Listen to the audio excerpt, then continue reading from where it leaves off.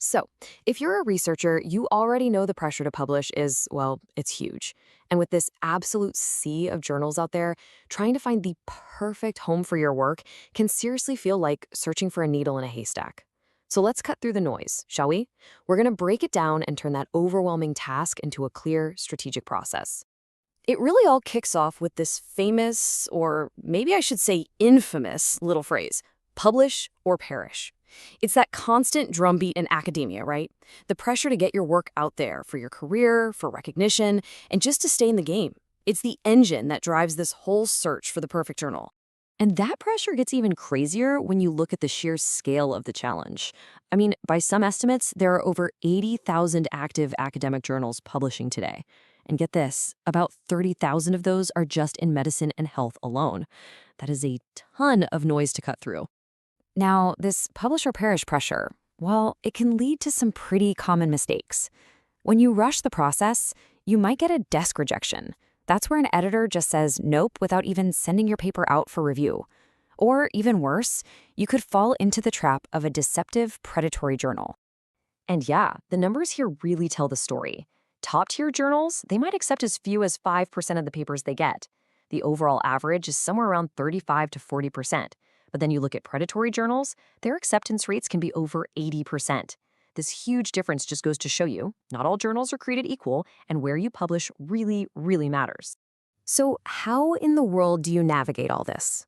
The key is to be strategic, right from the very beginning. Let's walk through the first most practical steps you can take to start narrowing down your options in a smart way. Okay, think of this as your first pass checklist. Number 1, and I can't stress this enough, always read the journal's aims and scope section on their website. It's such a common mistake to send basic science to a purely clinical journal. Number 2, ask yourself, who am I actually trying to reach with this research? And third, make sure the journal even accepts your kind of paper. For example, a lot of journals just don't take single case reports anymore. This brings you to a really big decision. Do you go broad or do you go niche? If your work could appeal to scientists in different fields, a broad journal like Nature or Science might give you wider visibility. But for super specialized studies, a niche journal is where you'll find the expert readers who will truly get the value of what you've done. All right, so once you have a short list of potential journals, the real work begins. Now you've got to evaluate their quality and their reputation. And this isn't just about metrics like the impact factor. It's about digging deeper and looking for the real signs of scientific and editorial integrity.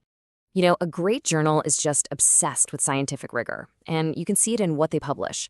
Look for a history of high-quality studies, like randomized controlled trials or systematic reviews. They also hold their authors to high standards, requiring things like Consort or Prisma reporting guidelines, mandating plagiarism checks, and having clear policies on data sharing to promote transparency. Now, on the other side of that coin is editorial quality. A legit journal is totally transparent about its peer review process.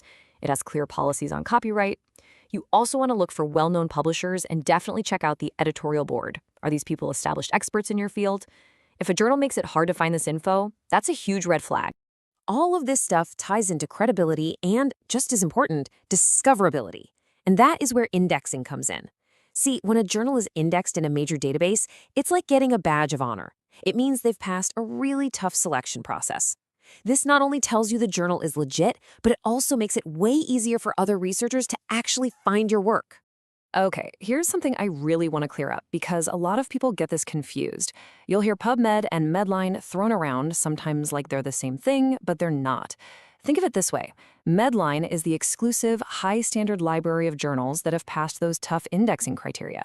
PubMed is the giant search engine you use to search that library, but it also includes other stuff. So being findable on PubMed isn't the same as being indexed in Medline. Okay, now we need to talk about a major pitfall you absolutely have to avoid: predatory journals. These guys prey on that publish or perish pressure, and getting tricked by one isn't just an embarrassing mistake. It can seriously damage your credibility, and it pollutes science with bad research. So here's how to spot them. The International Committee of Medical Journal Editors puts it really clearly. These outfits basically put on a costume, pretending to be a real scholarly journal, but they don't do the work. They're built on a pay-to-play model, accepting almost anything as long as you pay the fee. And that whole peer review thing, often it's a total sham. All right, so here are the classic warning signs.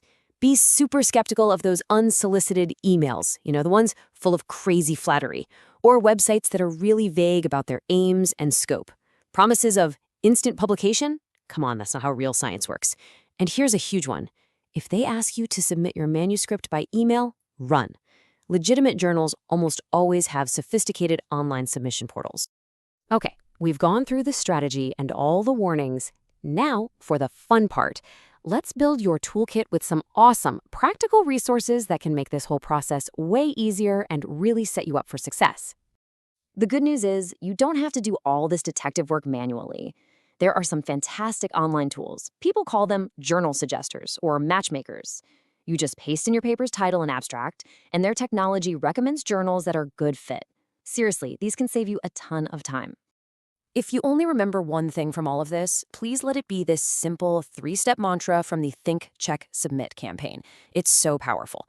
Before you send your manuscript anywhere, first, think, is this journal really the right fit for my research? Then, check. Go through all those credentials we just talked about. And only then, when you're confident, should you submit. So I want to leave you with this final thought. Metrics like impact factor, they're just one small piece of a much bigger puzzle. The real question you should be asking yourself is this: what makes a journal an impactful partner for your work, for your career? Is it the specific audience it reaches, its editorial vision, or its reputation in your community? Choosing the right journal isn't just a box to check. It's a massive strategic decision that shapes how the world sees your research.